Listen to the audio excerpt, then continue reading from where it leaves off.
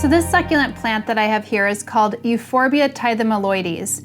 And this was formerly in Pediolanthus, so you might see it actually being sold like that.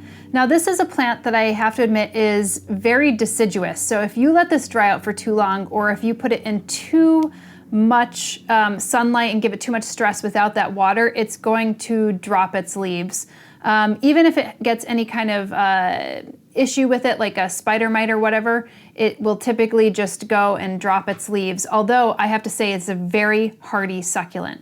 If you saw my episode on green walls in Singapore, they had these green walls that were in a lot of intense sunlight, and one of the few things that was growing really well is this, what it's commonly known as devil's backbone. And if you look at the stem right here, you could see it has this kind of like zigzag backbone, which maybe is where it actually gets its name from.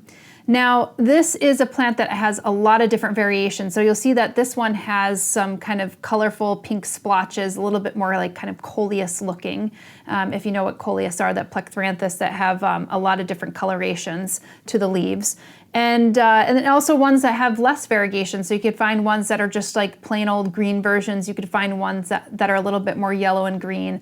Ones with smaller leaves, ones with taller, bigger leaves like this. I would say that this is a little one that has a little bit more robust leaves. And this is a plant, like when I think of Euphorbia, I think of Madagascar, but this is a plant that's actually native all throughout Central and South America and has a very wide range. And it's actually fairly easy to propagate, but because it's a euphorbia, it has this kind of toxic latex, and I don't know where on the scale of toxicity amongst euphorbia it falls. I never really wanted to put it to the test, but you want to make sure that you wash your hands really well and that you don't touch your face or your eyes if you're actually propagating this. But typically you would just want to actually take stem cuttings for this plant. Now, this is a succulent plant, so giving it a little bit more of an airy mixture, and also knowing that it doesn't need a tremendous amount of fertilizer. You could get away on a monthly basis or even a bi-monthly basis and giving it a succulent fertilizer like a 347 or 247 during the growing season. So that's like spring, summer, and fall.